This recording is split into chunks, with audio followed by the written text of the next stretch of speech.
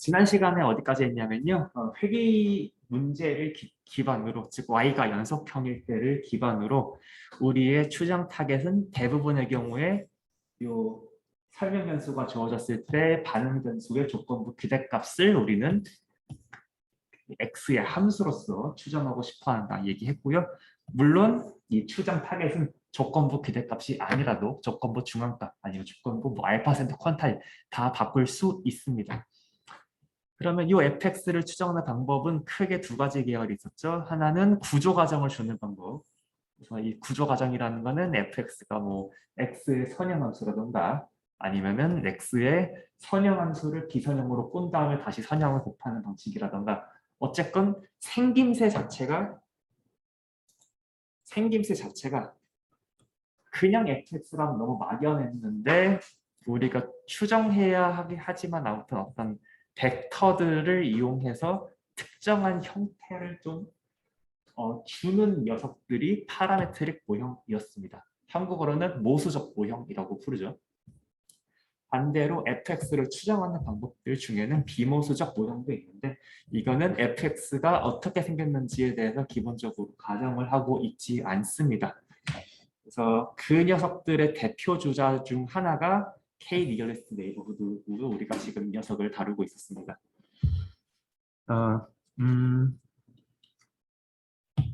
그러면은 이 방법론들을 지난 시간에 이거 까먹었는데 방법론들을 서술하는 무언가를 보시면 여러분 뭐 잘 처음 보는 방법은 뭐 이렇게 블로그 보면서 공부하시잖아요.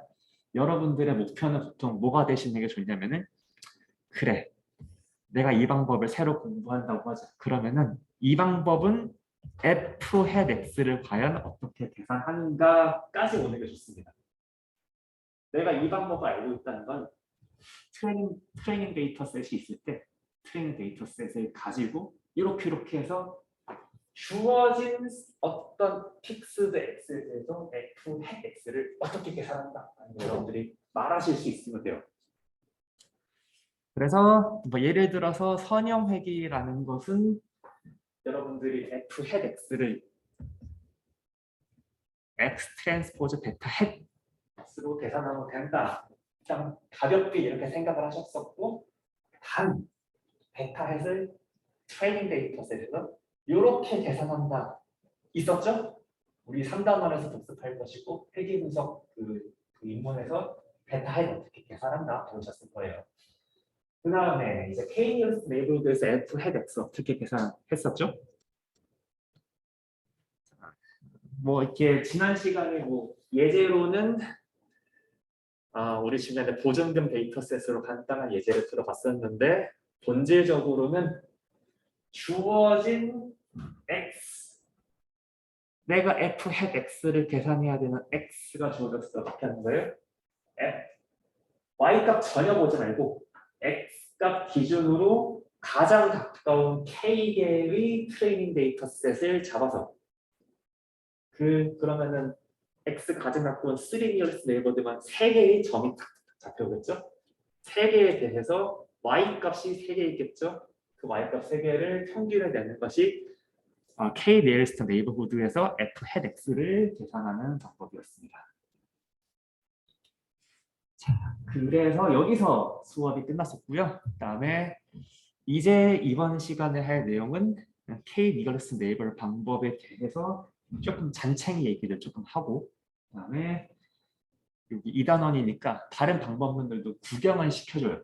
조금 f hat x를 계산하는 다른 방법론들을 조금만 더 구경을 해보고 그다음에 3단원 리니어 리그레션으로 깊이 들어가겠습니다.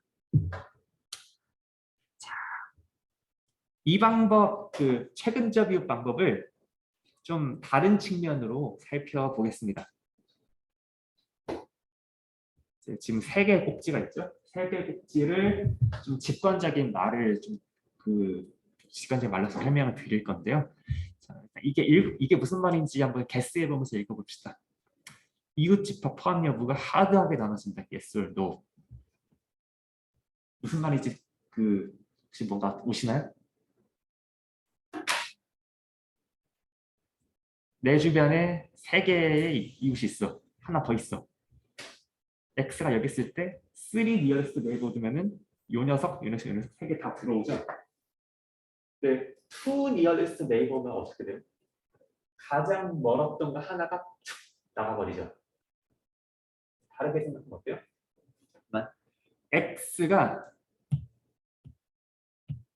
x가 조금만 오른쪽으로 이동해봐요. 펜 색깔을 바꾸고 싶은데 x가 조금만 오른쪽으로 갔어요.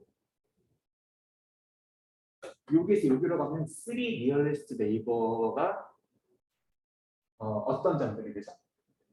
원래는 맨 왼쪽에 3개였는데 x가 인풋 x가 조금 오른쪽으로 가면은 맨 왼쪽에 있는 녀석은 날리고 오른쪽에 있는 3개를 3 nearest neighbor로 쓰겠죠.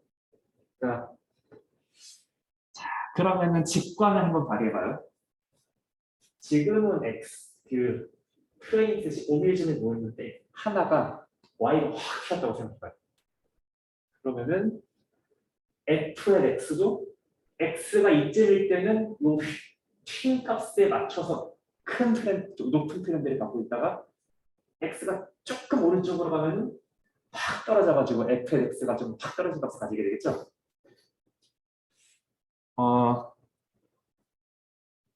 말로 어떻게 만들어야 될지 모르겠는데 자, 방금 설명드린 게 지금 이 얘기죠. 만약에 한 데이터셋이 이렇게 위에 확 있으면은 그러면은 이제 f hat x를 y축에 찍으면은 이렇게 있다가 확 이렇게 내려가겠죠.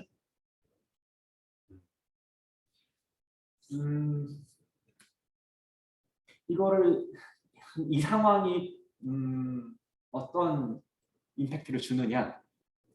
그냥 아무런 맥락이 없이 보면 계단함수의 점프의 그 갭이 커지는구나 정도로 그냥 아무런 감정 없이 받아들일 수 있는데 이거를 좀 맥락을 넣어서 보면은 조금만 내가 평수를 넓히거나 아니면 조금만 좀 오래된 건물을 찾으면 예측된 보증금이 확 깎이죠. 그러면은 내가 만든 머신러닝이긴 하지만 내가 내 알고리즘을 좀 신뢰할 수 있을까요? 뭔가 0.1만 높이 간다고 해서 뭔가 나의 뜻이 확 바뀌는 게 물론 어떨 때에 따라서는 유용할 수도 있지만 제가 방금 말씀드린 맥락에 따라서는 유용하지 않을 수도 있잖아요. 그래서 때에 따라서는 요 나중 들어서는 x가 옮겨갈 때 요 녀석을 아예 안 넣거나 아예 다 집어넣는 것이 아니라 웨이트를 좀 줘가면서 얘는 0.3만큼 집어넣고 여기 있는 거 0.7만큼 집어넣는 이렇게 웨이트를 줘가면서 소프트하게 집어넣는 방법들을 7단원에서 다루게 됩니다.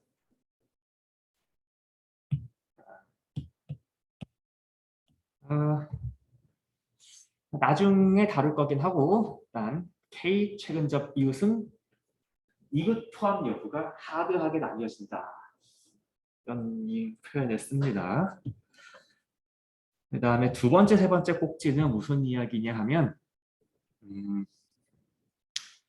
자, 우리가 P를 보통 뭐라고 정의했었죠? 변수 개수를 P라고 했죠?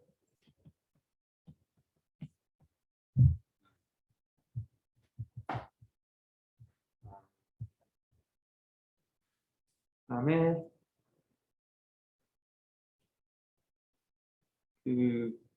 여러분 혹시 데이터셋에서 변수 개수가 늘어나면 문제가 생길 수 있다는 말을 들어본 적 있어요?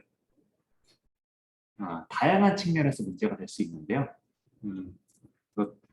다양한 측면에서 곱씹어 볼 만한 개념인데 일단 여기서 하나가 등장하는 게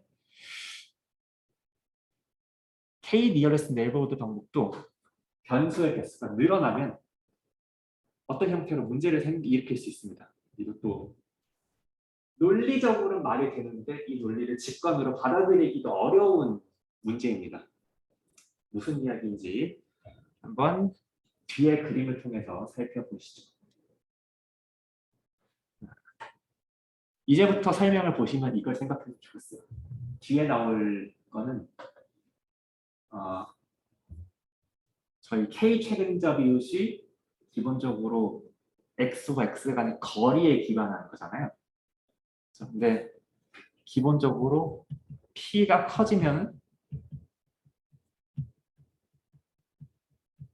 P 차원 벡터 A, B 사이 간의 그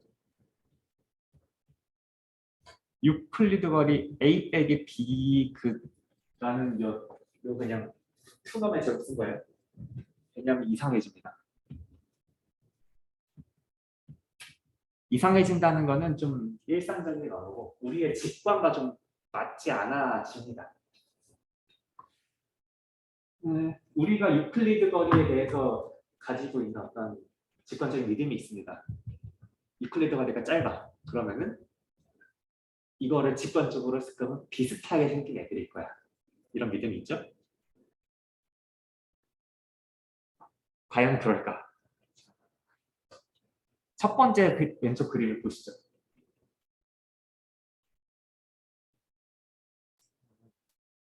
지금 2차원상에 100개의 100개의 2차원 포인트들을 흩뿌려 놨습니다.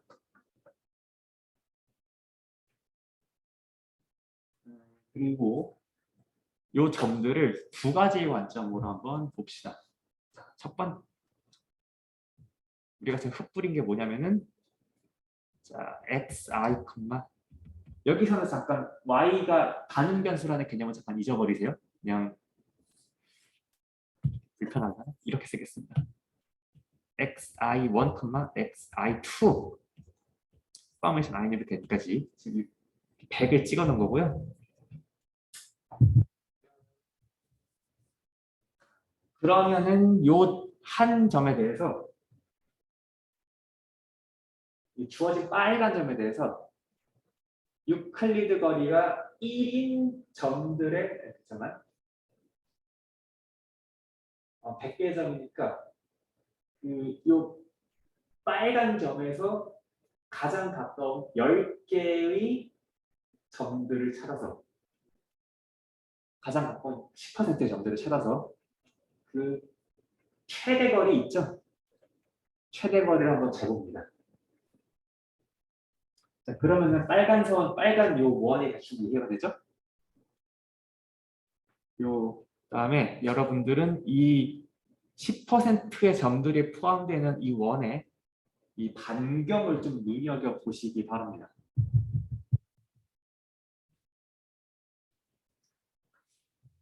그러면은 다음 질문. 그림에는 점선도 있네. 점선은 뭘까요? 우리가 데이터셋에서 연식이랑 평수를 모았을 수도 있지만 모종의 이유로 모든 정보를 다 모으지 못하고 평수만 모았을 수도 있죠. 그러면은 그때는 xi1 첫 번째 피처만 100개를 모았을 수도 있어요. 그렇다는 말은 뭐예요? 우리가 기하학적으로 봤을 때는 이 점들이 x 가로축, y축 좌표가 있는 것들이 아니고 얘네들이 전부 x1축으로 다 정사형시켜서 여기 중에 다 찍어볼 수 있죠? 자, 그럼 그 상황을 생각해보고 그러면 요 중간에 보이시는 빨간 점도 여기 중간에 이렇게 찍혀 있겠고 자, 다음 질문은 이겁니다. 모든 점들이 x1 자료만 이용 가능하다고 할 때 이 0점 기준으로 또 가장 가까운 10개 있잖아요. 가장 가까운 10개에 대해서 가장 가까운 10개가 속하는 이 반경을 계산해봐요.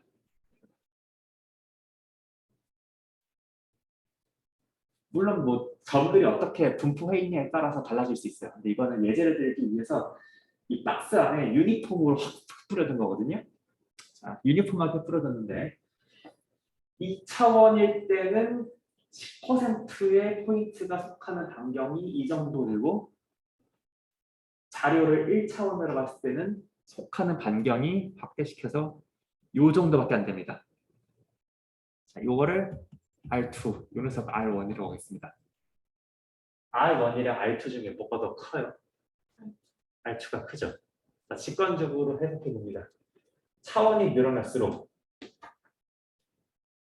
10개 가장 가까운 10개의 점들을 보려고 하니까 점점 그 10개 점들이 속하는 요 반경이 커지고 있죠. 이 현상이 1차원과 2차원을 비교해도 그렇지만 3차원, 4차원, 5차원 비교할수록 그 경향은 점점 똑같을 뿐입니다. 오른쪽 보시면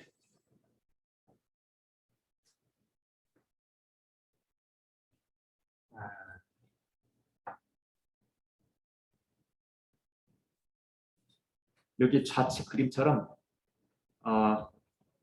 길이가 각 변 길이가 1인 P차원 정피각형. 이거 잠깐만. 정피각형이라고 하면 뭔가 말이 이상한데? P차원 큐브. 그러니까 지금 P차원 큐브를 생각해 봤을 때 여러분 각변 길이가 1인 P차원 큐브라는 게 어떤 건지 대충 상상이 되세요? 소리. 네. 잠깐만. 이렇게 쓰겠습니다.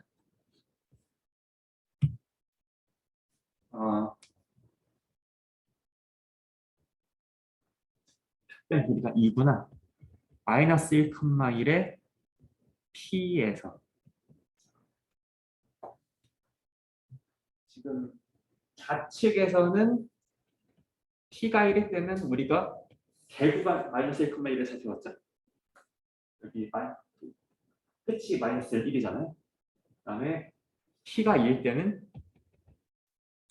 어떻게 돼요? 가로가 마이너스 1,1이고 세로가 또 마이너스 1,1인 어떤 박스를 살펴봤죠? 그리고 그 박스를 마이너스 1,1 곱하기 마이너스 1,1 그 집합에서의 어떤 카르테시안 곱, 데카르트 곱을 그냥 이렇게 쓴 거고요. 그다음에 이 녀석을 편하게 마이너스 1,1의 제곱으로 쓴다고 했을 때 뭐 지금 오른쪽에서 얘기하려는 거는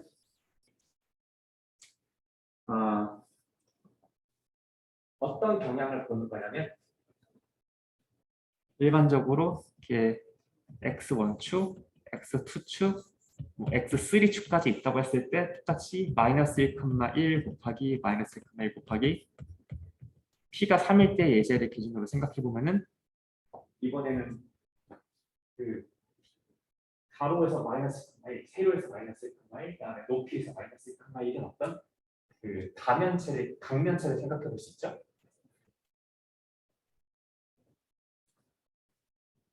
그래서 자, 마이너스 1,1의 P에서 또 100개의 점을 균등부프로 뿌려요.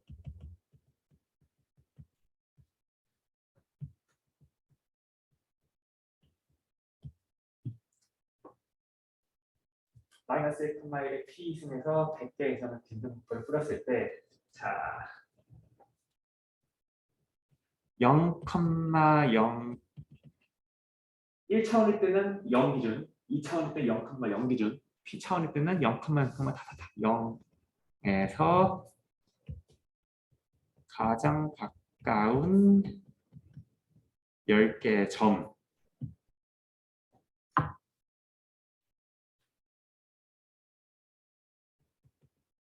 하는 P차원 9의 반지름 생각해 볼 수 있죠?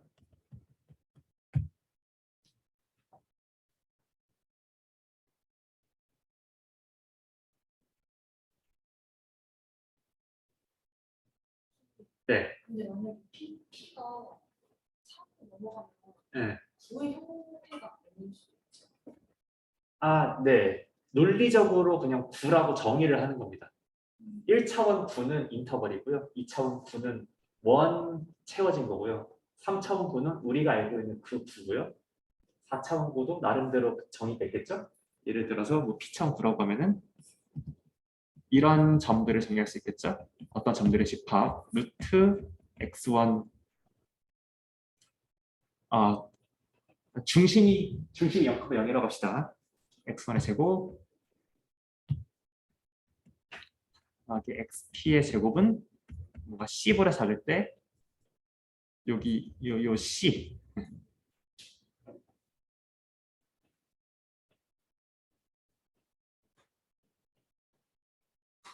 조건제시법으로 쓴 겁니다.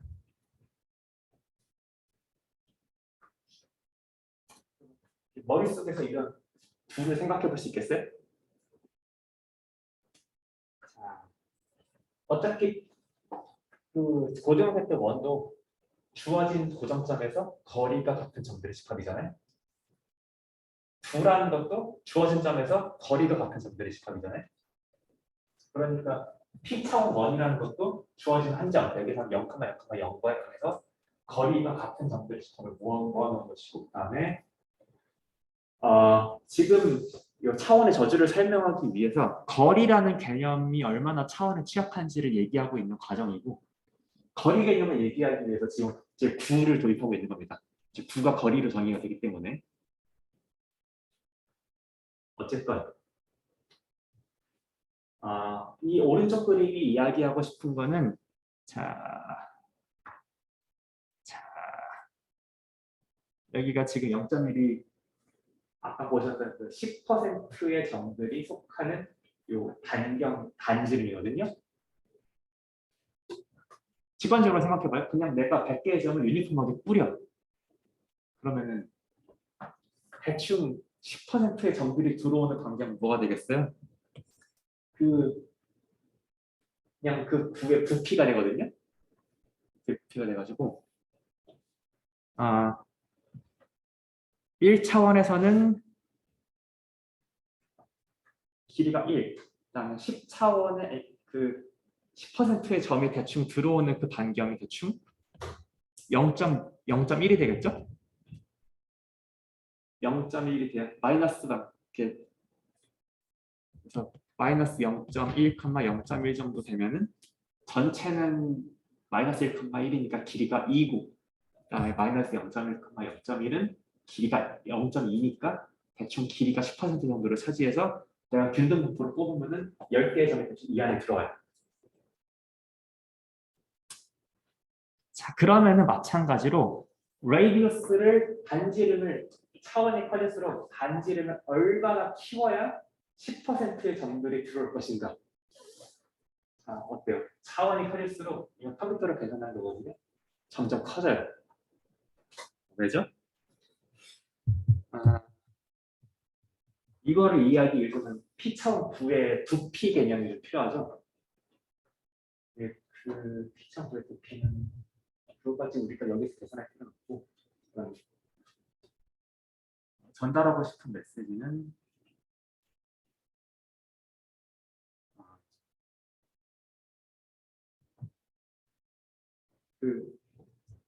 지금 각 축마다 변수의 범위가 다 마이너스 1과 1 사이로 변하지 않잖아요.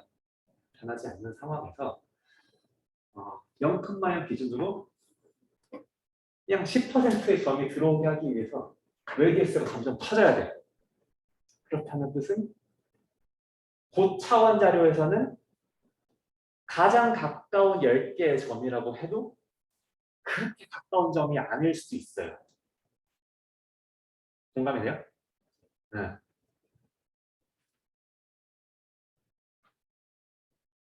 1차원에서는 가장 가까운 10개의 점. 그럼 기껏해야 오리진 x와의 거리가 0.1 내외야. 그런데 10차원 자료에서는 0,0에서 가장 가까운 10개를 고르면은 최대 거리가 거의 1.5 가까이 돼요. 직관적으로 생각하면은 여러분들이 아파트 연식, 아파트 평수, 여러 가지 피처 있죠. 피처를 다 한 100개 정도의 피처를 가지고 와.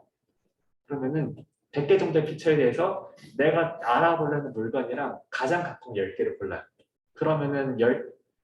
그러면은 그 10개 중에는 정말 비슷한 애가 있을 수 있지만 직관적으로 봤을 때 비슷하지 않은 애들도 들어올 수 있다는 거예요.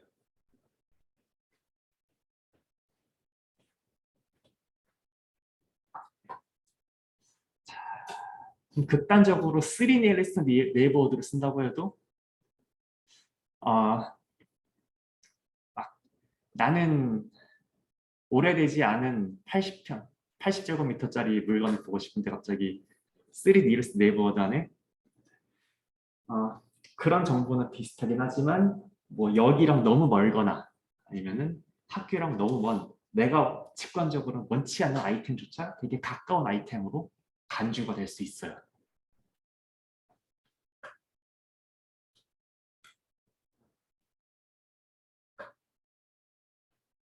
이게 차원의 저주에서 K 최근자 비율 방법이 거리 기반 방법이기 때문에 차원이 커지면 무조건 발생할 수 있는 차원의 저주입니다.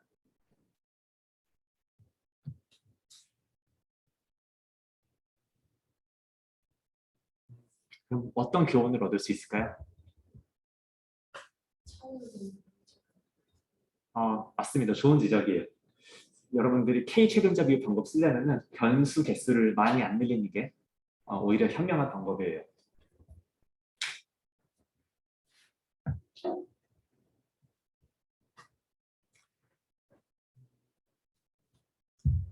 그다음에 자 여기까지 해가지고 최근자 비웃을 했고 그다음에 우리가 다음 단원에서 배울 방법들을 퀵하게 한번 좀 리뷰해 줍니다. 10쪽으로 갈게요.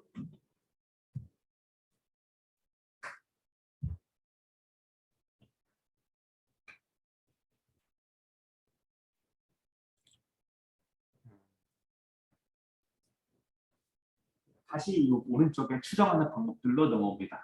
제가 말을 안 한 게 뭐 스플라인도 있고 음, 그다음에 자 선형얘기 같은 것도 있죠. 오케이. 3단원에서 배울 것은 뭐 바로 f hat x가 x의 그 각 변수 값들의 선형 결합으로 이루어지는 녀석이고요. 그다음에 만약에 여기 각 x에 대해서 갑자기 x1의 제곱, x1, x2 이런 거 집어넣으면 이제 다항획의 모양이 되겠죠.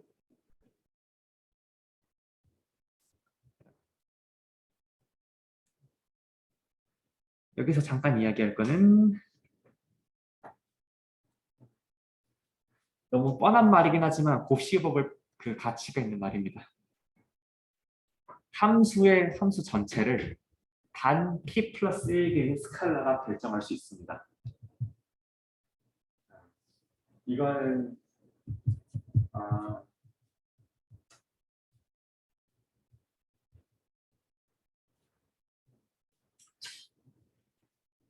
뭐 무슨 이야기를 하려고 하냐면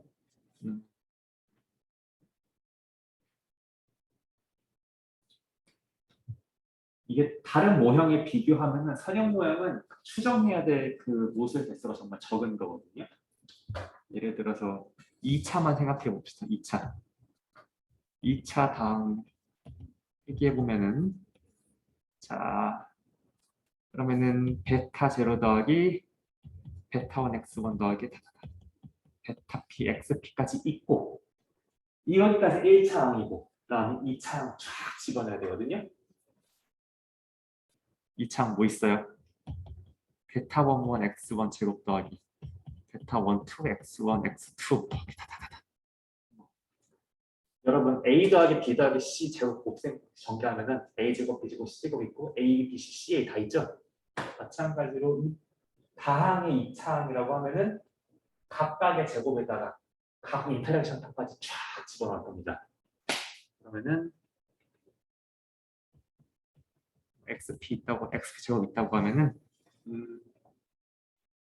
여러분 요거 추정해야 될 모수개수 몇 개인지 한번 계산해 볼 수 있어요?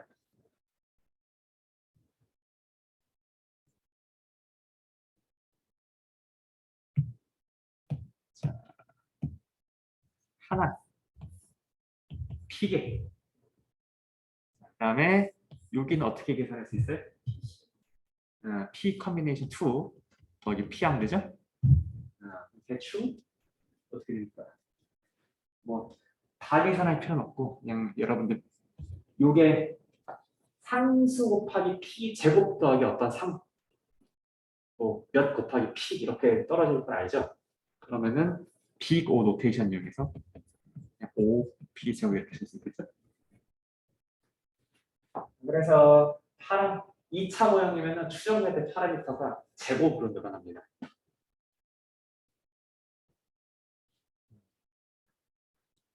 차원의 저주가 그 거리에서도 일어나는데 차원의 저주가 또 어디서 일어나냐면은 우리가 추정해야 될 모수의 개수가 많아지면 또 어떤 측면에서 차원의 저주가 생기거든요. 그래서 어, 모수가 많은 것 또한 차원의 저주를 일으킬 수 있고 생각해보면 그래서 선형 모형은 우리가 알고 있는 모형 중에서는 추정해야 될 모수의 개수가 적은 편이에요. 적은 편이고 제가 이거를 좀 곱씹은 이유가 다른 모형에 비해서는 추정 함수가 적다라는 뜻을 좀 곱씹고 싶었고 그다음에 대신 추정 대상 모수의 개수가 적은 장점은 있고 그러면은 모수의 개수가 적다는 거는 또 어떤 장점이 있느냐 해석이 좋다는 장점이 또 있죠.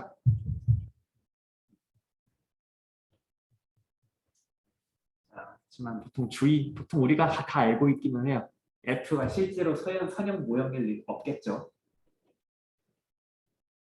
그냥 해석력이 좋은 근사법 중 하나일 뿐입니다. 틀린 건 자명한데 쓸모 있는 모형입니다.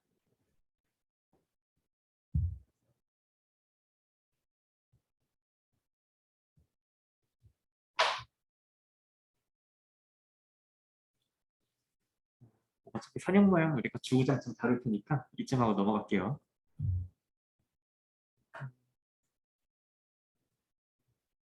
예를 들어서 트루 트렌드가 이렇게 생겼다고 칩시다.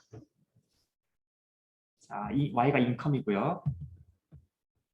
인컴이 f education, 경력 플러스 엡실론 각 데이터에 대해서 education이랑 그다음에 이 사람이 얼마나 경력이 있는지 가상 데이터 셋에서 만든 다음에 우리는 true f를 알고 있고요. 그 다음에 랜덤 노이즈 그냥 노말 0, 시그널 되고 해서 제너레이트해서 만들어 본 겁니다. 어, 이런 식으로 true 데이터를 만들어도 리니어로 핏하면 이렇게 x와 에듀케이션, 시니어리티와 에듀케이션 인컴 간의 핏이 단순하게 1차원에서는 어떤 선형 트렌드였다면은 다차원에서는 초평면의 트렌드를 가지게 됩니다.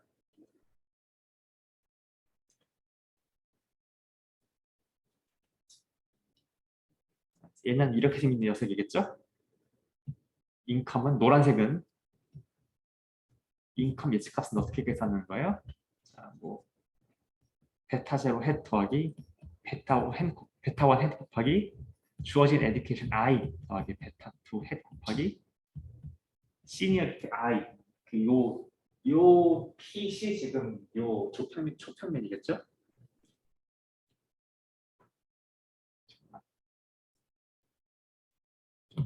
우리의 그 철학에 맞춰서 정확하게 쓰자면은 F hat 에듀 I, 시니어리티 I. 이 노란색이 우리의 추정된 F hat X입니다.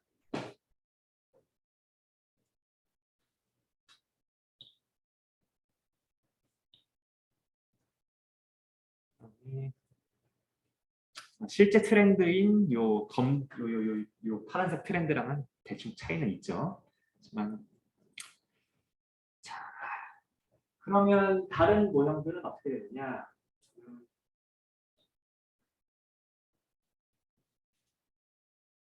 이건 나누기 나누는데 책에서는 나중에 7장에서 나올 스플라인을 비모수적 방법을 집어넣었어요. 근데 저는 보통 모수적 방법을 이렇게 생각을 합니다. 나중에 배울 스플라인 방법 쓰면은 요 피드된 요 트렌드를 선형적이지 않게 줄 수 있습니다. 어떻게 했는지는 나중에. 그러면 어떻게 생겼죠? 여러분들이 화면을 잘 이렇게 보시면은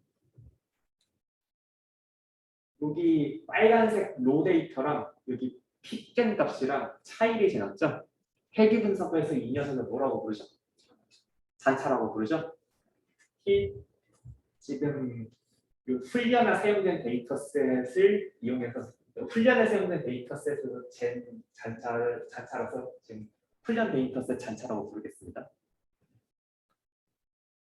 자, 마찬가지로 여기서도 잔차를 쟀어요. 훈련 데이터.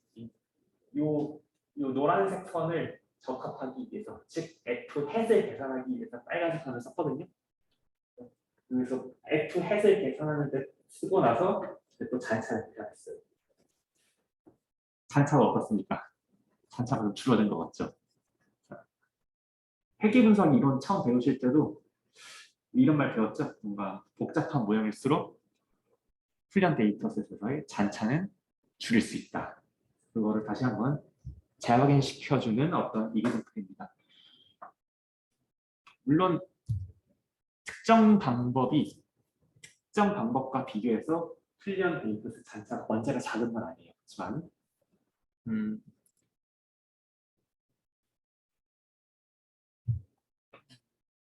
정확하게 얘기하자면은 어떤 모형이 설명하는 어떤 함수의 그 선택까지 수가 있어요. 그러니까 ax 더하기 b야.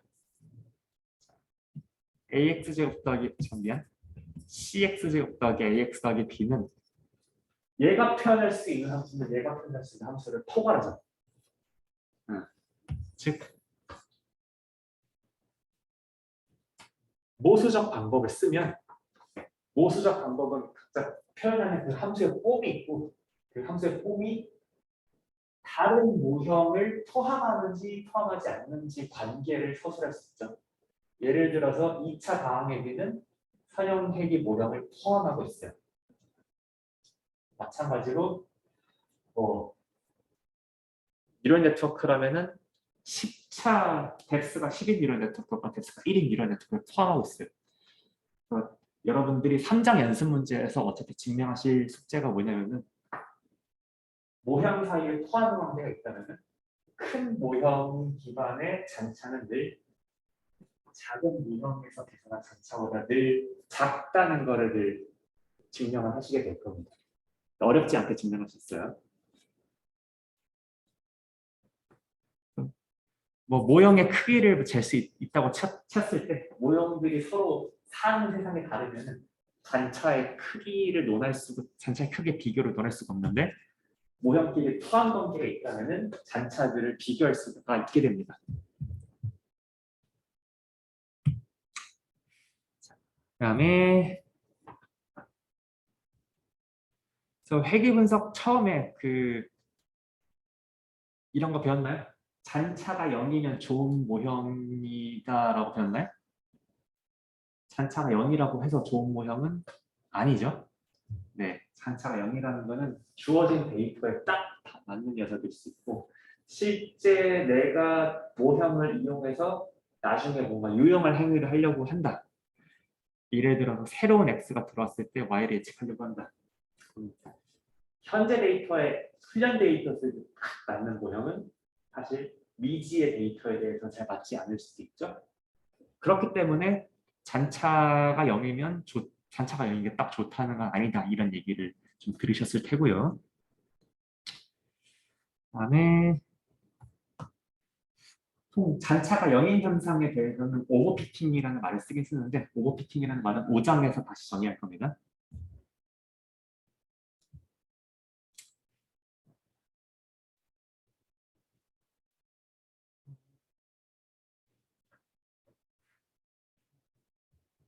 어떻게 생겼는지는 모르겠지만 여러 가지 모형들을 살펴봤고요. 그다음에 간단한 모형과 복잡한 모형, 그다음에 단순한 모형과 단순하지 않은 모형, 그다음에 핏이 적당한 모형, 너무 안 맞는 모형, 잔차가 영어로 딱 맞는 모형. 이런 우리가 모형들에 대해서 이런저런 코멘트를 줄 수가 있어요. 일반적인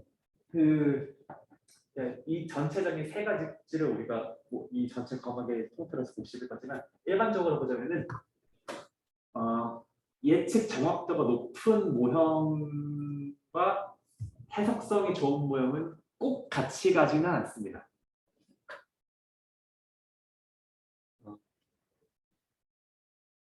정확도가 높은 모형은 해석성이 좀 떨어질 수 있고 해석성이 좋은 모형은 좀 그 정확도가 떨어질 수 있습니다.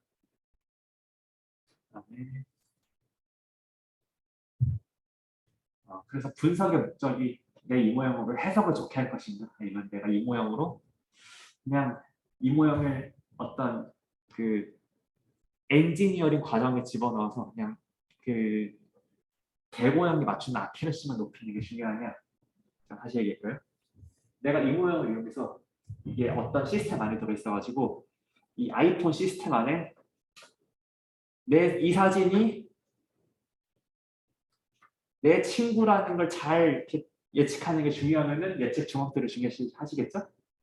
근데 이 모형을 가지고 상사한테 보고를 해야 돼. 사장님한테 보고를 해야 돼. 그래서 이 피처가 중요하게 쓰였어. 이 피처가 중요한 피처에 보고하시고 싶으면 해석성이 좋은 모형을 아마 쓰시고 싶겠죠? 그다음에 또 다양한 모형들을 보는 또 하나의 관점은 적합이 얼마나 잘 됐는지입니다. 적합이 얼마나 잘 됐는지를 평가하는 레저는 상당히 많고 데이터에 따라 다르고 주어지는 상황에 따라 다릅니다. 여기서 얘기했거든. 적합도를 판단하는 기준이 여러 가지가 있다. 그다음에 회귀 분석에서는 적합도를 판정하는 기준으로 보통 주어진 데이터셋만 이용했어요. 데이터셋이 나누지 않고 샘플 사이즈 100개짜리 들어왔다. 그러면은 샘플 사이즈 100개를 모두 선형 회귀 그 트렌드에 쓰고 그 100개를 가지고 잔차도 보고 그다음에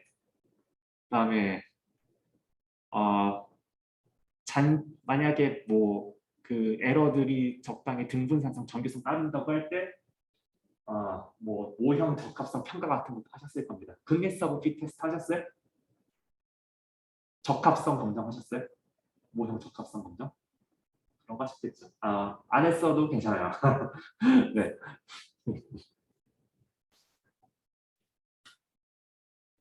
그리고 다음에 약간 좀 달라 보이는 게 데이터 마이닝 수업쯤 되면은 갑자기 5장에서 할 건데 데이터셋이 100개, 샘플셋이 100 있으면은 얘는 8대 2로 나누래요. 2를 성능을 평가하는 데 써요. 성능이 뭘지 이것도 좀 고민할 만한 가치가 있는 거고요.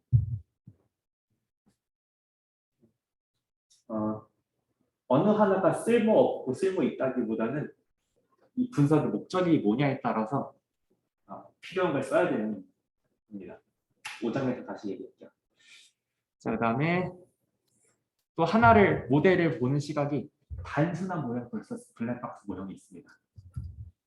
단순한 모형은 리니어 모델이겠고 그다음에 블랙박스 모형은 우리가 궁극적인 가장 블랙박스는 K 최근적 이웃, 그다음에 앞으로 보실 랜덤 포레스트, 그다음에 뭐 트리는 단순한 프로그래스하고 얘는 파라메트리크, 넌 파라메트리크 차이라기보다는 모형을 보는 또 다른 관점일 수 있습니다. 그래서 이것도 경험적인 그래서 해석과 설명이 중요하다면 단순한 모형을 선호하겠지만 만약에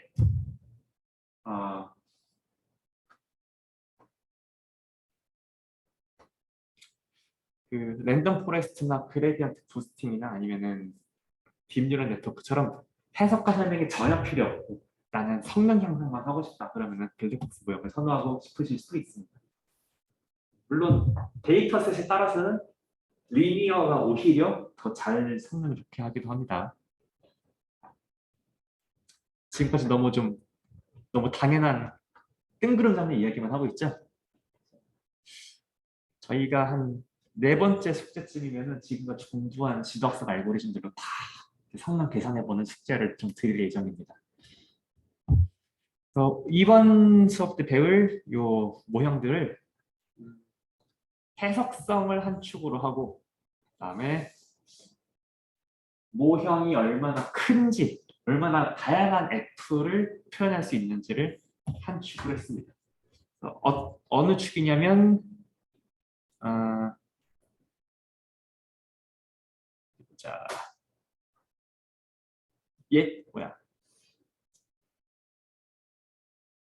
이쪽이 이렇게 단순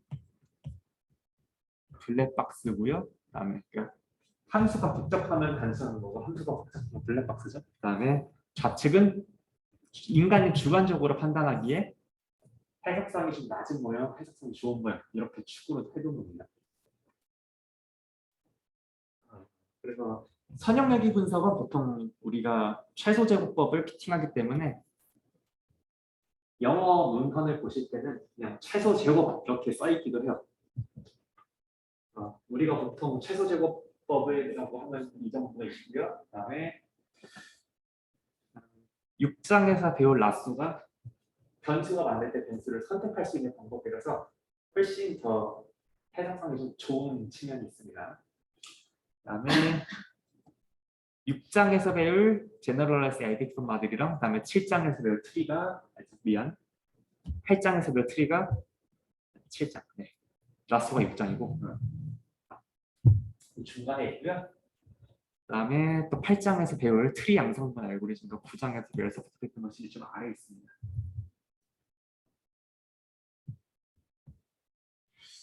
물론 저는 이 프레임워크에 100% 동의하지는 않습니다. 네. 특히 나중에 여러분들이 생각나면 저한테 질문 주세요. 얘가 여기 있는 거는 조금 물음표를 따질 만합니다.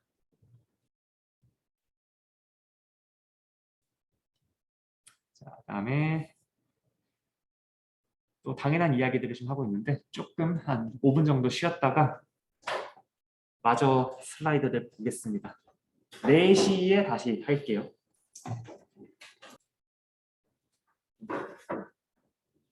이 문제에서 지금 우리가 타겟팅하고 있는 가장 대표적인 문제가 지도학습이고, 그다음에 또 뭐 들어봤어요? 비즈학습 들어봤고 또 뭐 들어봤어요?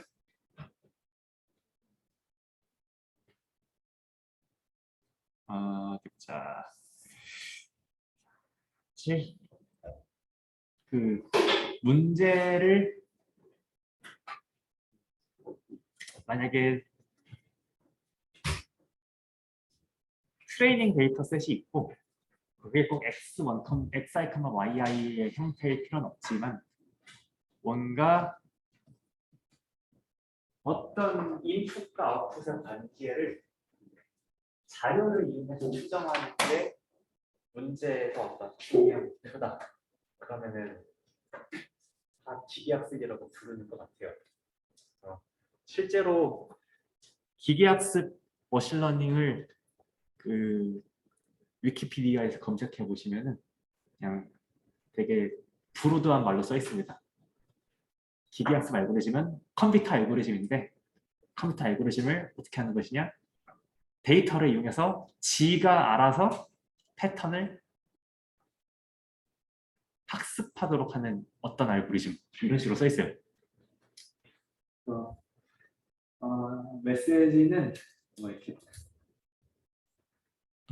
그 많은 문제들의 부분을 지금 그 옛날에 고등학교 때 공부하시듯이 이 구획 자체를 막 외우실 필요는 전혀 없습니다. 그냥 유명한 문제 이런 게 있다는 것만 아시면 돼요. 우리가 지금 보고 있는 거는 우리 수업의 핵심 목표는 지도학습 맞습니다.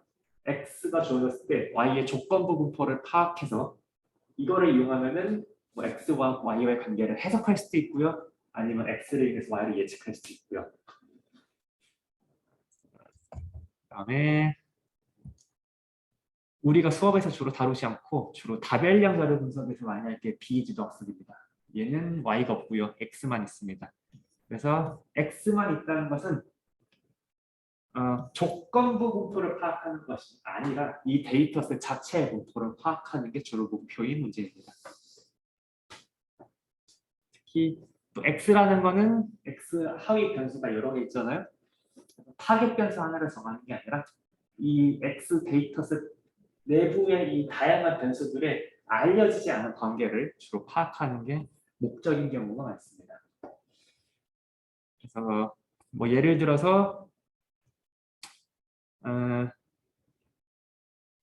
만약에 여러분들이 좌측 데이터셋을 보셨을 때 만약에 이 데이터셋이 맨 처음부터 x1, x2, 뭐 플러스 동그라미 세모 이렇게 y 정보가 있었다라고 하면 지도학습 문제를 하시면 되는데 만약에 로 데이터가 y 정보가 전혀 없고 그냥 x1, x2만 이렇게 동글뱅이로 찍혀져 있었어요. 그랬는데 아무런 y 정보가 없는 녀석을 대충 이렇게 셋으로 가를 수 있네 하고 가르는 알고리즘을 만들 수 있다면은 이 녀석은 군집 분석이라고 불립니다. 동그라미 십자 세모가 있는 상태 요 상태에서 구획을 긋고 싶으면은 지도학습이고요. 그다음에 요 동그라미 세모 십자가 없고 그냥 다 플레인한 그냥 검정색 동그라미일 때 어떻게 요 빨간 선을 잘 그을지를 고민하는 건 클러스터링입니다.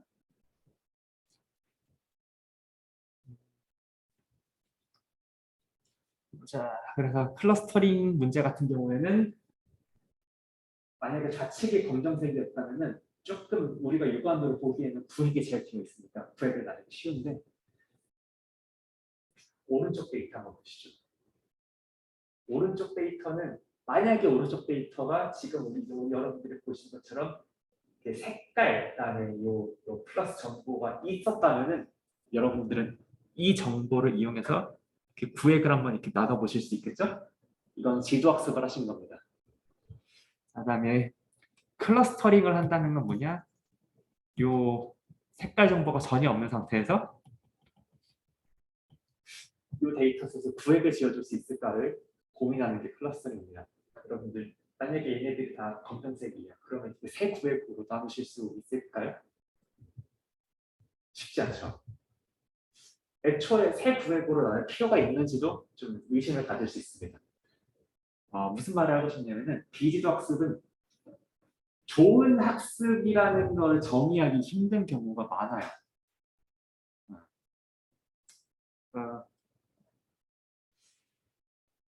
비지도 학습은 일반적으로 좀 누가 잘했네, 누가 못했네를 조금 매저하기 힘들고 지도 학습이 그나마 어떤 그냥 테스트셋 아큐러시 같은 걸로 어떤 알고리즘과 어떤 알고리즘의 성능을 그냥 간단하게 구분하기가 쉽습니다. 그래서 캑을 공모전 하면은 무조건 다 지도 학습 되잖아요.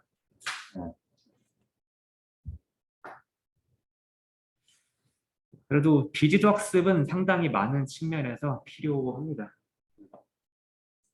예를 들어서 여러분들이 뭐 잘 모르는 10만 개의 유전자가 있어요. 근데 10만 개의 유전자에 대해서 각 물론 생물학의 여러 가지 분야가 있고 제가 다 아는 것은 아니지만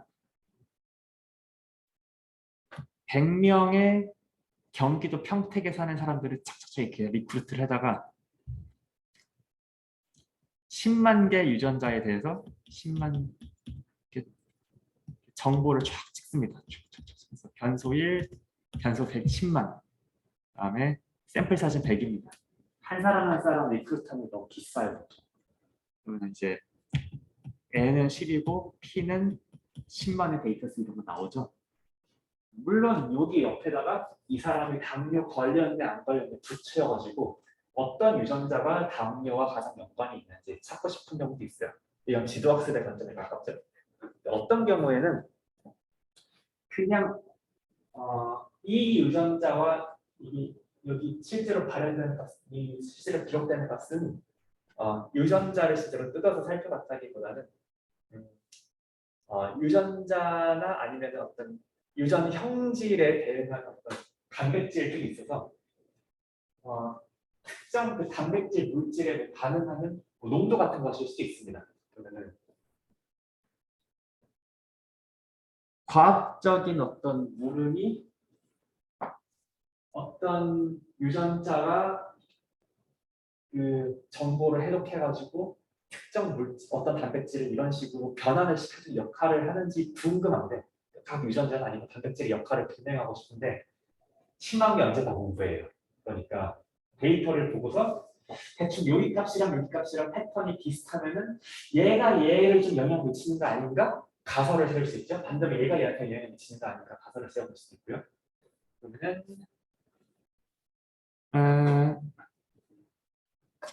그 유전자 단백질 간에 뭐 이렇게 유전자가 그 컬럼 네임이건 아니면 단백질의 컬럼 네임이건 얘네들의 관계를 보고 싶으면 주로 요 X2와 X3의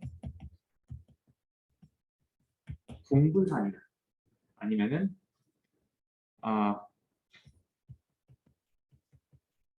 다른 모든 변수들을 조건부 계획과 취했을 때 그 둘의 공분산 같은 걸 추정을 해서 10만 바이 10만 매트릭스 되잖아요.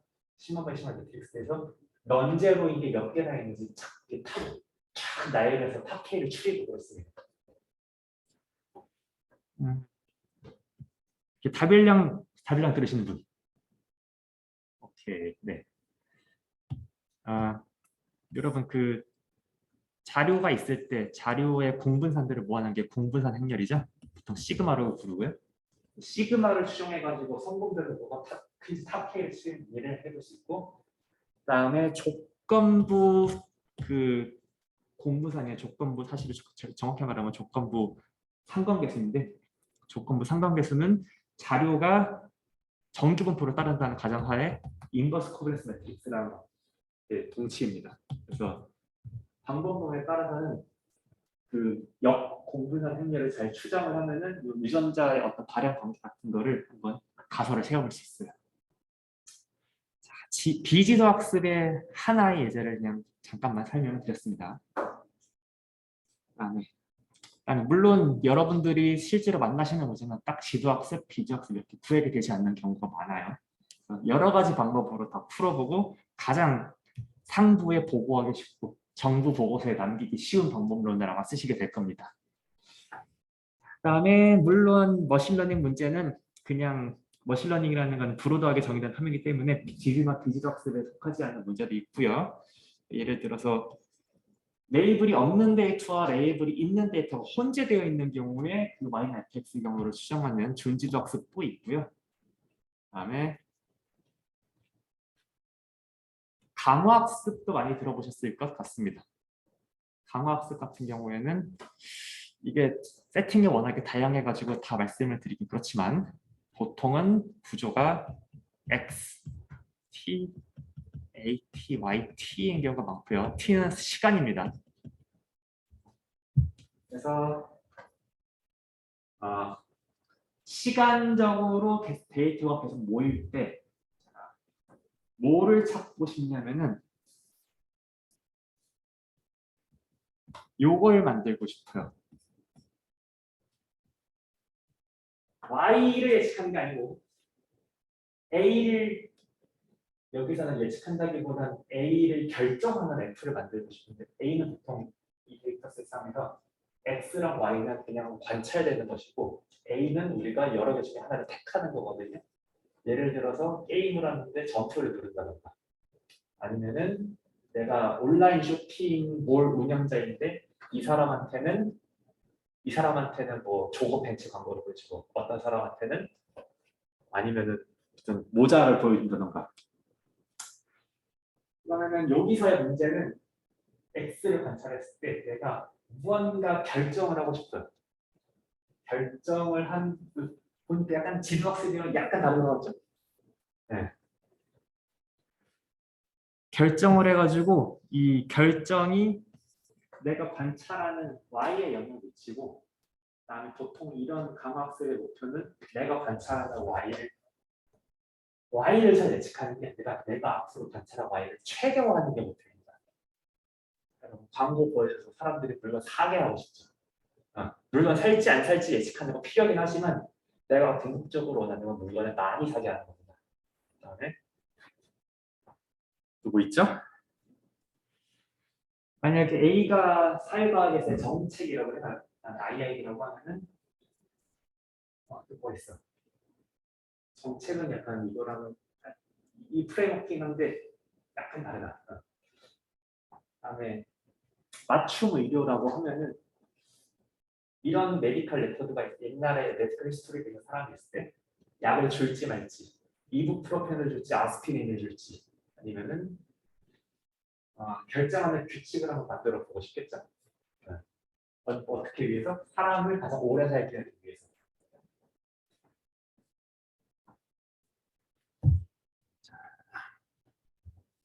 넘어갈게요. 그다음에 Y가 정량적인 나이키 소득 가격 같은 거면은 우리는 보통 회귀 문제를 풀고요. 그다음에 회귀 문제라고 부르고요. 그다음에 A가 질적인 범주형 변수면 브랜드를 예측하는 거라던가 채무 디폴트 선언을 예측하는 거는 우리는 이걸 보통 분류 문제라고 부릅니다. 회귀 문제의 경우에는 주로 자 Y가 정량적이고 연속형이라는 것은 순서를 매길 수 있다는 것이죠. 순서를 매길 수 있으니까 순서를 매길 수 있는 범주형이건 아니면 연속형이건 그러니까 expectation 값을 fx로 추정하고 싶을 거고요. 그다음에 물론 뭐 조건 중앙값 이런 것도 되지만 그다음에 정성병 y가 정성적 됐으면은 순서를 매길 수 없죠. 그다음에 y가 취할 수 있는 아이템이 뭐 3개, 5개, k개 이런 식으로 한정돼 있죠. 그럼 이때는 우리가 주로 어떤 게 타겟이 되냐면은 우리가 추정하고 싶은 타겟이 뭐냐면은 x가 x로 주어졌을 때 y가 어차피 순서를 구분할 수 없는 범주니까 1부터 k까지 정수 코딩할 수 있잖아요. 1부터 k 확률 p 요거를 추정해 보고 싶을 겁니다. 자, 그래서 분류 문제에서는 사실은 내가 추정해야 되는 함수가 한 개가 아니고 보통 k입니다. x가 x일 때 y 1일 확률, 2일 확률, 3일 확률 다 따로 추정해요. 물론 두 범주인 경우에는 어차피 하나 확률 추정하면 나머지는 하나 1 빼기 나니까 사실 하나만 추정하면 되긴 합니다.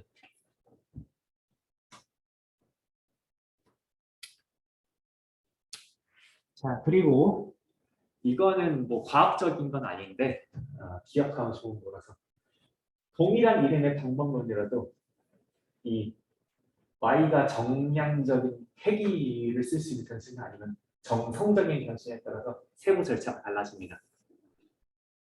그러니까 책에서 K 최근적 이웃 회귀랑 K 최근적 이웃 분류랑 약간 미세하게 달라요. 물론 핵심적인 철학은 똑같지만 그 다음에 다음 챕터에서 틀이 나온다.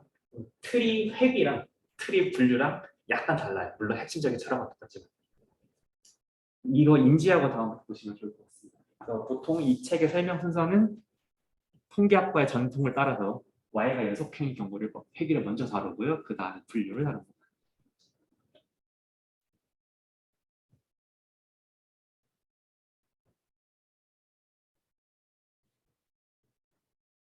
통계학 사람들의 세계관은 보통 이거거든요.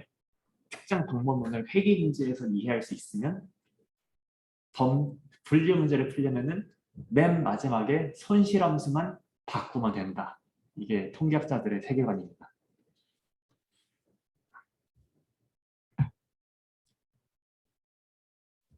그러면은 이제 리니어 리그레션 단원으로 넘어가 볼게요. 이 단원 요약하자면은 제가 이런저런 얘기 많이 했잖아요. 근데 전반적으로 개발하고 싶어서 그런 거고 사실 이 단원에서 여러분들이 기억할 거는 여기까지입니다. 최근적 이웃을 어떻게 최근적 이웃에 대해서 f hat x가 다시 말하겠습니다. 저는 여러분들이 이 단원을 끝나고 나면 최근적 이웃 방법론을 여러분들이 잘 설명할 수 있으면 좋겠어요. 잘 설명한다는 거 뭡니까? x가 주어졌을 때 f hat x를 수학적으로도 표현할 수 있고 컴퓨터로도 잘 계산할 수 있다는 겁니다.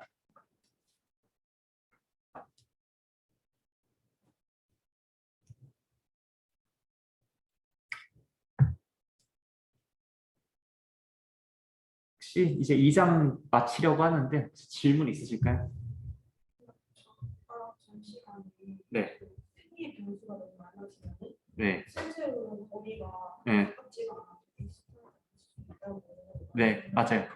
네. 그러면은 그 P의 개수는 어떻게 저희가 결정을 해요? 객관적인 방법은 따로 없습니다.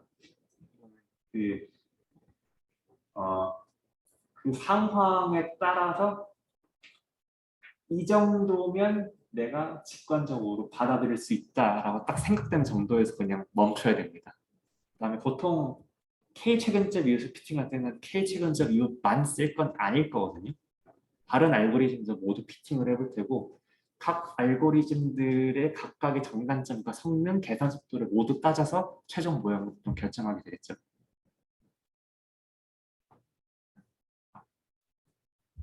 이렇게 얘기 나온 김에 또 이렇게 다시 한번 랩업을 하자면은 5단원에서 성능을 이야기하긴 하겠지만 성능이라는 건 사실 그냥 새로운 데이터셋에서 얼마나 재고 오차나 아니면 오분율 같은 게 낮을 것인가 주로 수학적으로 잴 뿐인데 실제로 어떤 모델을 딱 하나만 택해야 하는 상황이 온다면 생각보다 더 많은 걸 고려해야 됩니다. 가장 먼저 고려해야 될 것은 계산 시간이에요. 맨 처음에 우리가 오리엔테이션 할 때 각 모델마다 그 모델을 그 f hat x를 끌어내기까지 계산하는 시간을 쫙 나열했었죠. 계산 시간이 짧은 것도 있었고 긴 것도 있었고 그다음에 한 축으로는 그렇게 계산 시간이었고 한 축으로는 성능이었죠.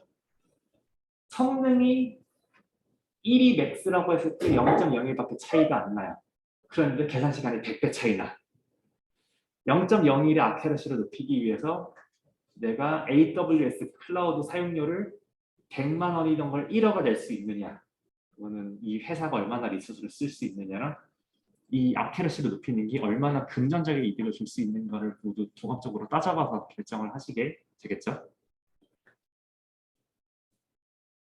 그다음에 계산 속도와 좀 같이 이어서 나가는 건데 모델 자체가 유지보수하기 얼마나 편하냐에 약간 좀 상관이 있습니다.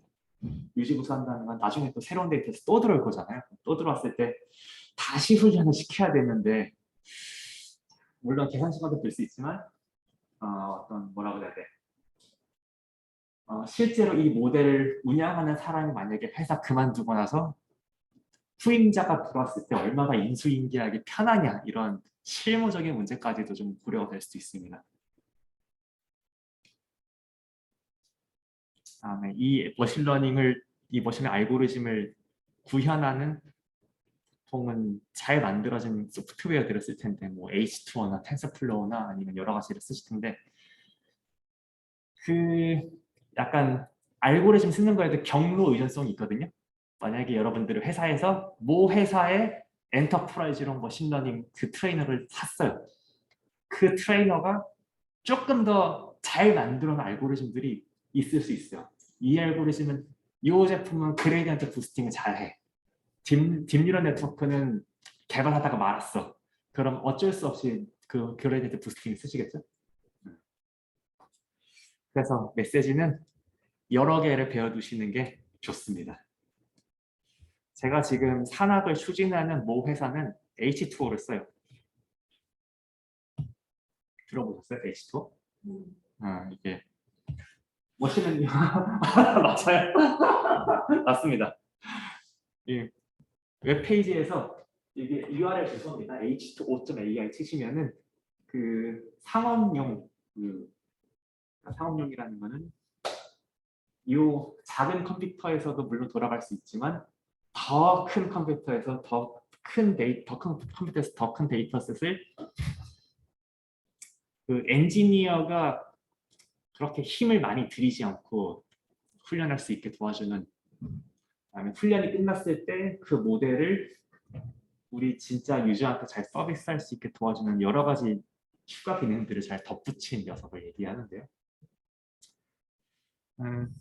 얘를 가지고 뭐 인더스트리는 좀 비밀에 민감하니까 말씀드리기 뭐하지만 이게 회사 내부에서 태블러 데이터셋을 쓰고요.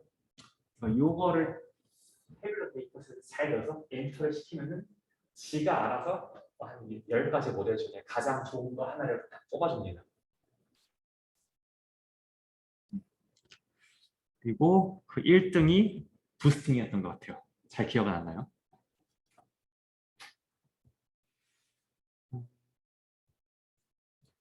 뭐 이런 소프트웨어 많습니다. 또 뭐가 있지?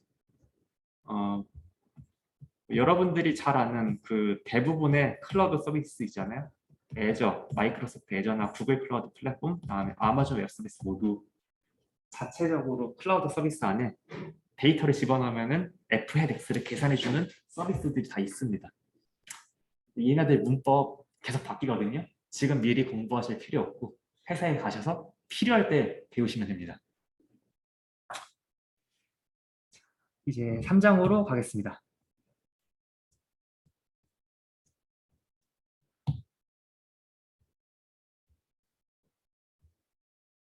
DMEF 챕터 3.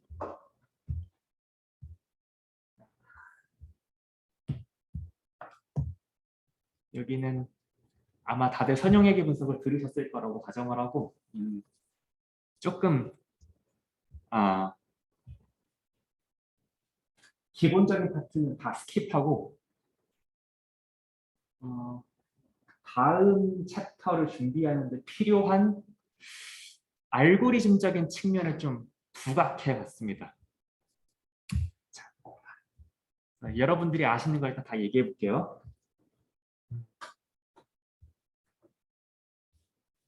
여러분들이 어떤 방법론을 알고 있다는 것은 훈련 데이터셋이 왔을 때 이 방법론을 이용해서 FX를 서술할 수 있어야 되는 거라고 했죠? 자, 한번 복습해 보겠습니다. 데이터셋을 이렇게 한번 써보죠. P 차원의 설명 변수가 이 스칼라 반응 변수랑 함께 묶여 있고요. 그래서 우리의 생각으로는 이렇게 xi1, xi2, i 자리에 i는 1부터 i는 뭐 n까지 여러분들은 이제 타뷸러 데이터셋을 마음속으로 생각을 하고 계시겠죠. 그러니까 뭐 넓이, 그다음에 연식, i가 보증금 생각하고 있으시고, 그다음에 모수적 모형을 준다는 거는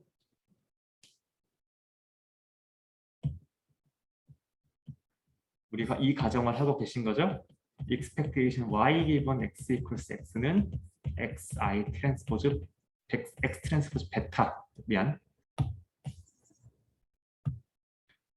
베타 제로 더하기 x 트랜스포즈 베타. 일단은 제가 인터셉트 하나 넣어서 표현을 하겠습니다. 만약에 x를 x1, x2, xp로 쓴다면은 지금 오른쪽이 가정하고 있는 거는 베타 제로 더하기 x1 베타 1 더하기 xp 베타 p 이렇게 가정하고 있는 거고요. 그다음에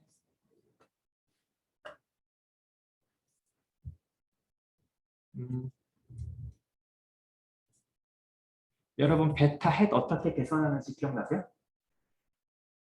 자, 이거 정확하게 말하자면은 잠깐만 베타 제로랑 베타 헷 어떻게 계산했는지 다들 기억나시죠? 어떻게 해요? 혹시 그것까지 하나요? 자료를 행렬로 나타낸 다음에 행렬 변환으로서 베타 햇을 계산하는 과정이 나오나요? 2학년 때? 여기네요. 오케이. 네, 안 배워서도 괜찮습니다. 여기서 복습할 겁니다. 그래서 계산을 어떻게 할지는 뒤에 나오니까 다시 하고 일단 정의는 할 수 있죠. 요 녀석을 푼다가 핵심인데요.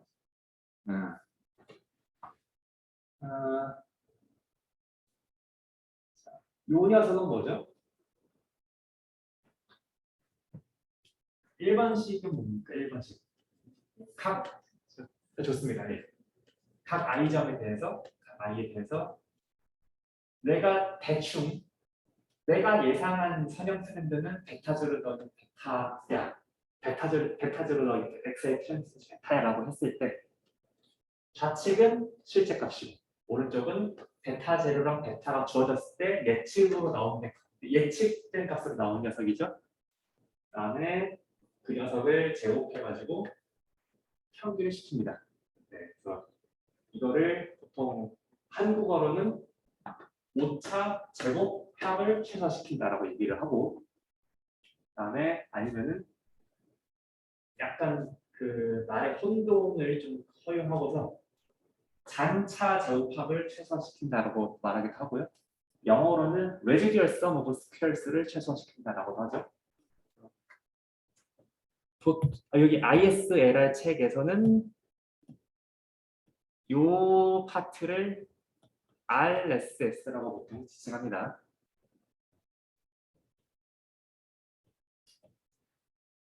다음에 그래서 우리는 어떤 베타 제로랑 베타를 고를 거예요? 어떤 베타 제로랑 베타를 찾을 거예요? 베타 제로랑 베타 아무거나 넣을 수 있죠? 아무거나 넣을 수 있을 때 이 전체식을 베타 제로와 베타의 함수로 보았을 때 최소로 만들어주는 어떤 베타 제로랑 베타의 조합이 있겠죠? 그 조합을 우리는 베타 제로와 베타의 추정값이라고 부를 겁니다. 여기 잠깐 확인해 볼게요. 여러분 이 아그님이라는 노테이션 혹시 본 적 있어요? 네. 별거 아닙니다. 그냥 커뮤니케이션 용어인데요. 뒤에 거를 최소화시켜주는 원소, 한국어로는 최소화원을 지칭을 했습니다. 좀 정확하게 써볼게요. 그냥 definition. 앞으로 자주 쓸 거라 가지고 그냥 정의를 명확하게 하고 싶었어요. 자, 그냥 let f x 여기서 fx는 머신을 다 잊어버리시고 그냥 수학 함수입니다. 수학 함수. 그다음에 리얼 잠깐 리얼 밸류드 continuous function 연속 함수. 그다음에 저 하나만 수정하겠습니다. x는 xr로 가는 함수. 여기서 x는 그냥 임의의 집합이고요. 확률 변수 아닙니다. 임의의 집합이고 그다음에 각 x 함수값은 다 실수값을 취할 수 있다는 측면에서 그 실변수 그다음에 이 함수가 뭐 우리가 알고 있는 연속함수 있죠. 최소값을 정의하려면 일단 연속 조건에 만족해야 되기 때문에 쓴 겁니다. 스카이너스 펑션이라고 부릅시다. 그다음에 자,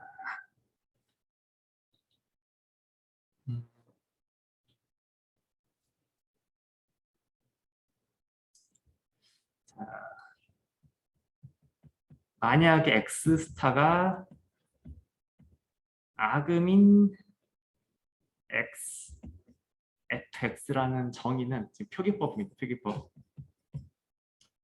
정의입니다.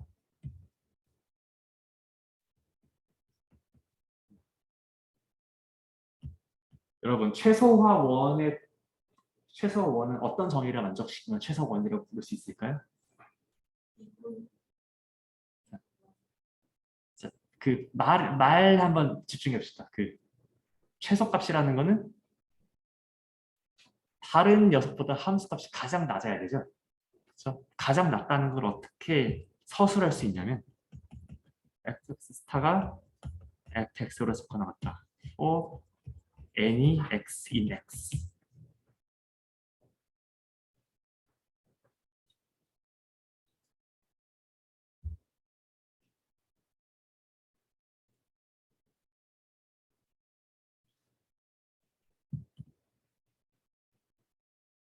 이러면 최소값의 최소화 원의 정의를 잘 했다고 좀 볼 수 있겠죠? 네.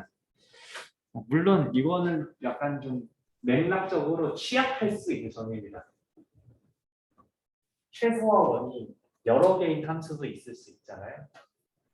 그렇죠? 예, 만약에 fx가 리얼에서 리얼인데 잠깐만 이렇게 생겼어.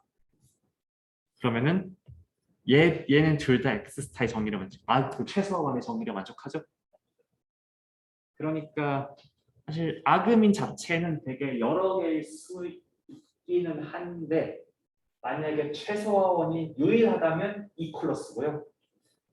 만약에 최소화원이 유일하지 않다면 이렇게 집합기호로 씁니다. x 스타가 최소화원 중 하나에 속한다. 자, 예를 들어서 자, fx는 x 빼기 1의 제곱 그다음에 정의역의 리얼 라인이야. 그러면은 아그민 x, fx는 얼마가 되겠습니까?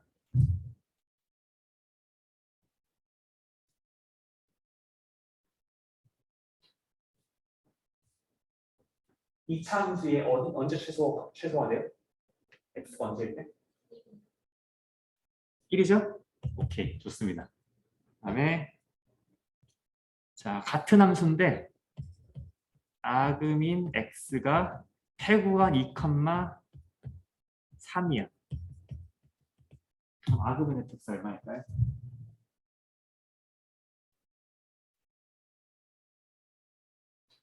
똑같은 함수인데 구간이 패구간 2,3이에요. 그럼 여기 그쵸? 얘는 이렇게 올라가고 2일 때가 가장 작으니까 2가 되겠죠? 자 그다음에 보통 여러분들은 이런 경우를 많이 다루실 거고요. 그다음에 뭐 우리 수업에서 많이 다루진 않겠지만 다른 데서 만나실 수도 있으니까 만약에 fx가 4차 함수 중에 이런 식 이거 뭐 있죠? 만들어 보고 싶은데 그냥 기하학적으로 정의하겠습니다. 자, 1 마이너스 1이랑 1일 때 내려갔다가 이렇게 올라가는 함수라고 합시다. 그다음에 정의역은 모든 리얼 라인이라고 하면은 아그민 x fx는 보통 이렇게 마이너스 1,1 집합으로 이렇게 써줍니다. 이러면은 최소화원 여러 개여도 깔끔하게 얘기할 수 있죠.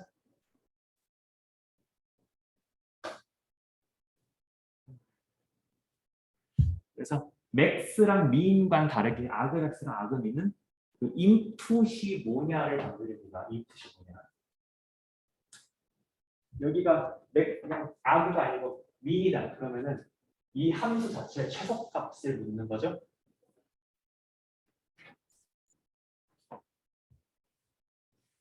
자, 그래서 좌측 표현은 그냥 이렇게 얘기하시면 됩니다. 베타 제로랑 베타 햇은 RSS를 최소화시키는 베타 제로와 베타다. 그래서 그 녀석을 내가 컴퓨터한테 어떻게 시킬지는 뒤에 보겠지만 아무튼 컴퓨터로 계산했다고 치면은 f(x는 베타 제로 햇 더하기 x 트랜스포즈 베타 햇으로 계산하면 됩니다.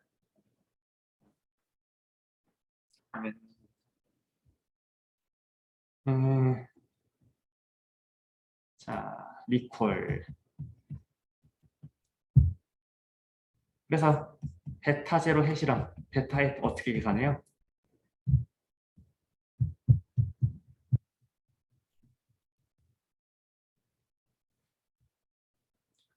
뭔가 미분에서 빵 되는 거 풀었죠? 풀었고 풀면 그 해로 나오는 녀석이 왠지 이렇게 생겼던 것 같죠?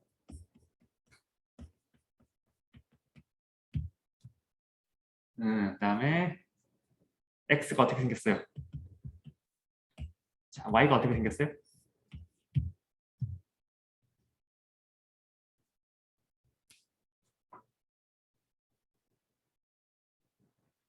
y가 그냥 우리가 관찰한 반응 변수 벡터 n 쫙 모아서 이어주고 n 빼기 n 곱하기 1 벡터고 그다음에 디자인 요거 x라는 행렬은 우리가 보통 디자인 매트릭스라고 불렀는데 그 녀석은 n 곱하기 p 플러스 1차원이고 안에 한번 채워볼 수 있어요?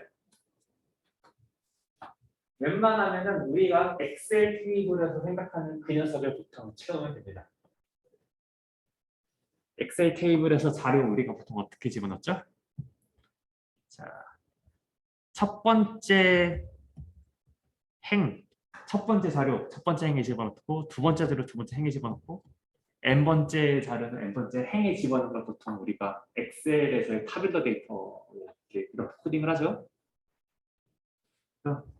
잘 기억 안 날 때는 내가 엑셀에 어떻게 그 데이터를 집어넣는지를 잘 수식으로 나타내면 됩니다. 그래서 첫 번째, 그다음에 보통 컬럼은 변수 번호죠. 1번부터 10번까지 X 번호부터 첫 번째 레코드의 P번째 변수, 두 번째 레코드의 첫 번째 변수, 두 번째 레코드의 P번째 변수 이렇게 쭉 내려가서 N번째 레코드의 첫 번째 변수부터 N번째 레코드의 P번째 변수까지 그다음에 나중에 보시면 알겠지만 앞에는 1이 필요합니다. 그래서 n 곱하기 p 플러스 1이에요.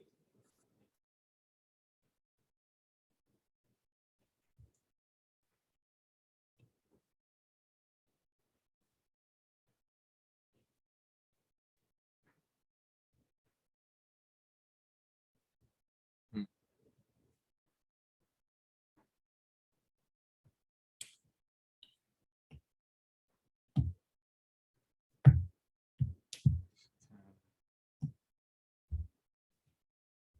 자, 그다음에 요 녀석을 유도하는 원리가 뭐였죠?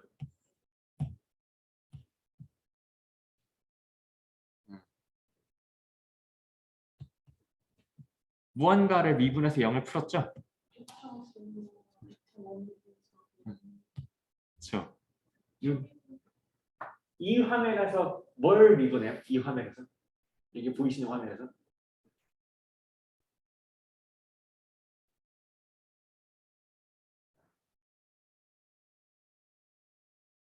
혹시 보이십니까? 어, 미분해서 0 되는 걸 푸는 거 보통 언제 풀죠? 최소값이나 최대값 구하고 싶을 때 풀죠? 물론 미분해서 0이라면 최소값 또는 최대값이라는 보장은 없습니다. 안장점일 수 있죠? 그렇지만 어, 이 문제의 구조에서는 미분해서 0 풀면 최소값이 될 수밖에 없습니다. 그거는 우리가 나중에 다시 볼 거고 어쨌든 최소화시키고 싶은 대상이 여기 있죠? 그러니까 요 녀석을 미분해서 0으로 한번 만들어 볼까라는 생각을 해볼 수 있어요. 그래서 보통 피베타를 우리가 최소화시키고 싶은 함수를 자, 지금은 베타조로 베타에 대해서 최소화시켜야 되죠. 그래서 sum i는 1부터 n까지 yi 빼기 베타0 더하기 베타 트랜스포즈 xi 제곱 이렇게 쓰고 정의하고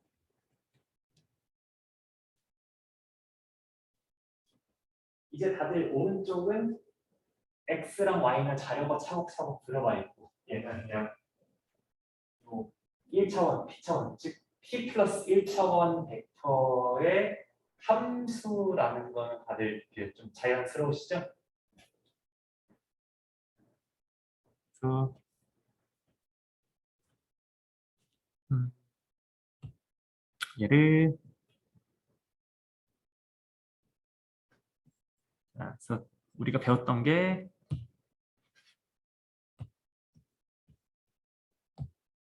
음, 뭐 phi 베타 제로 콤마 베타는 0 미분을 베타 제로 콤마 베타에 대해 풀면 아래가 나왔었죠?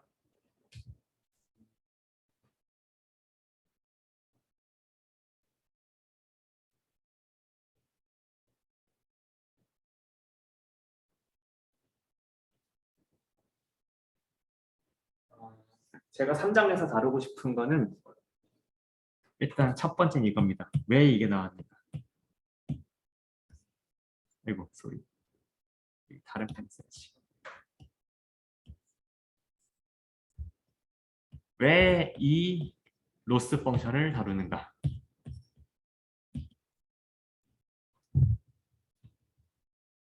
이게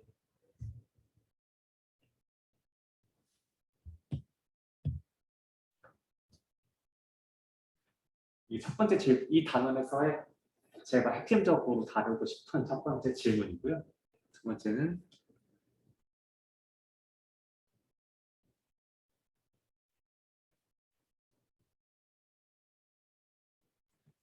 두 번째 질문은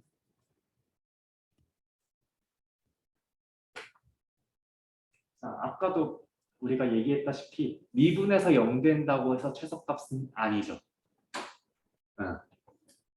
그러면은 왜 이 문제에서는 왜 이 해가 최소값이 되는가? 최소화 원인인가?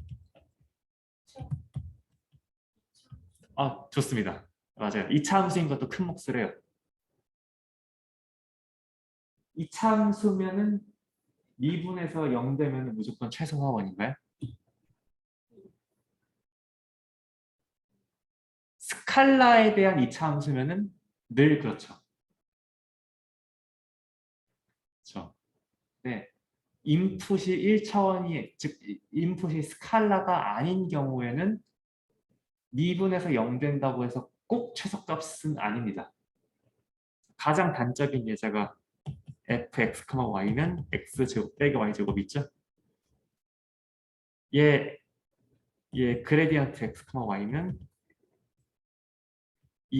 잠깐만 2x 마이너스 2y니까 이거 그레디언트 0 풀면 x, y 빵빵빵 나오는데 빵빵빵빵 어때요? 안장점이죠. 응.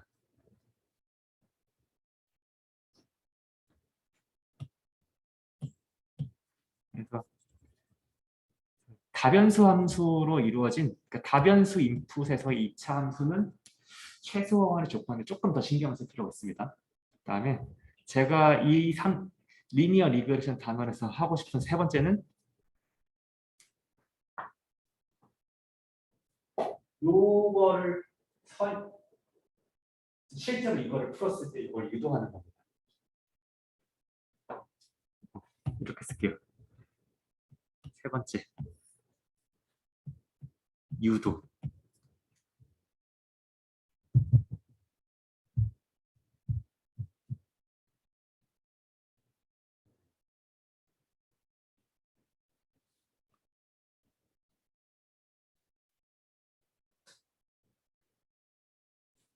자, 아직 수업이 3분 남았죠? 조금 얘기하다 끝내겠습니다.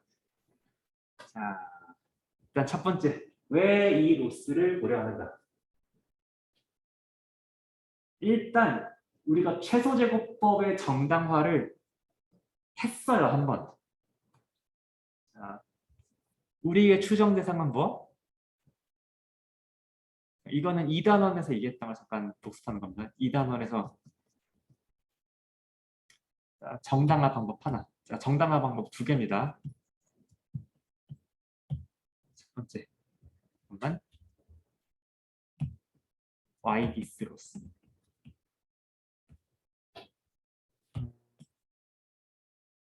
첫 번째는 왜 디스로 쓰면 잠깐만. 이게 왜 RSS를 로스로 쓰느냐인데 아, 여러분들이 보시는 대부분의 손실함수는 하나로만 정당화되지 않습니다. 이렇게 사람들이 많이 쓰는 거는 이런 관점으로 봐도 이렇게 쓸 수 있고 저런 관점으로 봐도 이게 나오고 이런 관점으로도 얘가 나오기 때문에 즉 다양한 관점으로 봤을 때 합리적이기 때문에 사람들이 쓰는 거거든요. 아, 일단 제가 2단원에서 설명한 게 그 여기 좌측에서는 경험적 위험 최소화라고 썼는데 이 말이 너무 어려운 것 같아. 왜 RSS를 쓰느냐? 자, 두 번째 이유. fx가 초수형 대상 fx가 조건부 기대값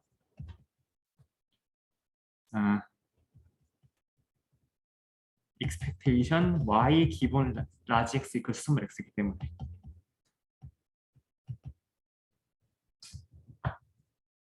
그래서 올해는 이쪽을 디테일하게 설명하지 않겠습니다. 그냥 두 번째 이유 추정 대상 fx가 조건부 기대값이기 때문에 기대값을 잘 추정하기 위해서는 그냥 그 오차 제곱 합을 로스 펑션으로 쓰면 된다 정도로 정리하겠습니다.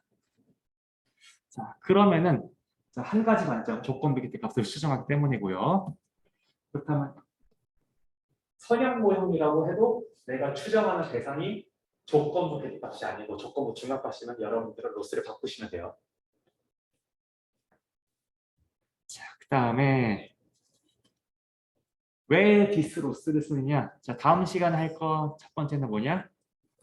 이 베타 제로랑 베타 햇이 최대 가능도 추정량이기 때문입니다. 이 얘기를 다음 시간부터 하겠습니다.